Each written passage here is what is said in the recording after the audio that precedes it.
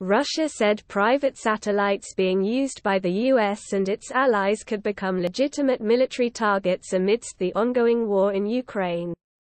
The remarks, made this week by Konstantin Vorontsov, a member of the Russian Foreign Ministry and head of the country's delegation to the United Nations, came during a working group meeting in Geneva about reducing threats and increasing cooperation in space.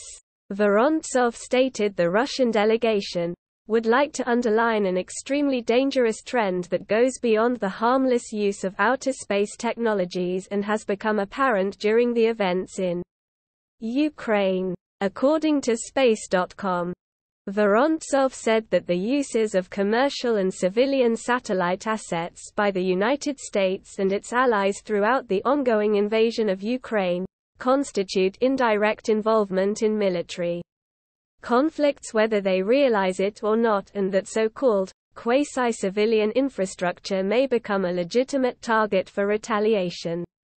At the very least, the statement continues, this provocative use of civilian satellites is questionable under the Outer Space Treaty, which provides for the exclusively peaceful use of outer space, and must be strongly condemned by the international community.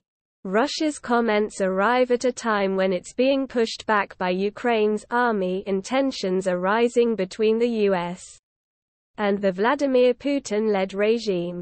American officials have said that Elon Musk's Starlink satellite system is giving Ukrainian forces the edge in winning the drone war as the country harnesses the technology to track down invading Russians, even in Ukraine's infamously remote regions. Beyond the Starlink network's military applications, Ukrainians are also using it to bring high-speed connections to camps for displaced people in the country's western villages where many have fled. Members of Ukraine's 93rd Mechanized Brigade are able to let loved ones know they are safe through daily encrypted satellite messages after the local cell phone network was severed during heavy shelling.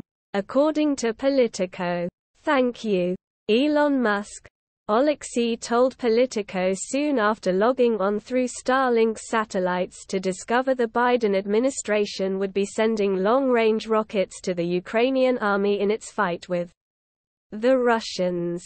Shortly after its February invasion, SpaceX sent multiple shipments of Starlink terminals to Ukraine to boost coverage and connectivity after Russia's attacks on the country's infrastructure.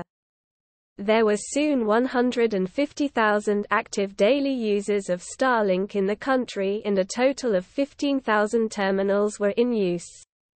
The Starlink network rapidly fought off a Russian jamming attack in April. The Pentagon disclosed and noted that a U.S. military response to counter the attack would have taken much longer. Dave Tremper, from the Office of the Secretary of Defense, praised SpaceX for its agility, particularly in the way that Starlink was able to upgrade when a threat showed up.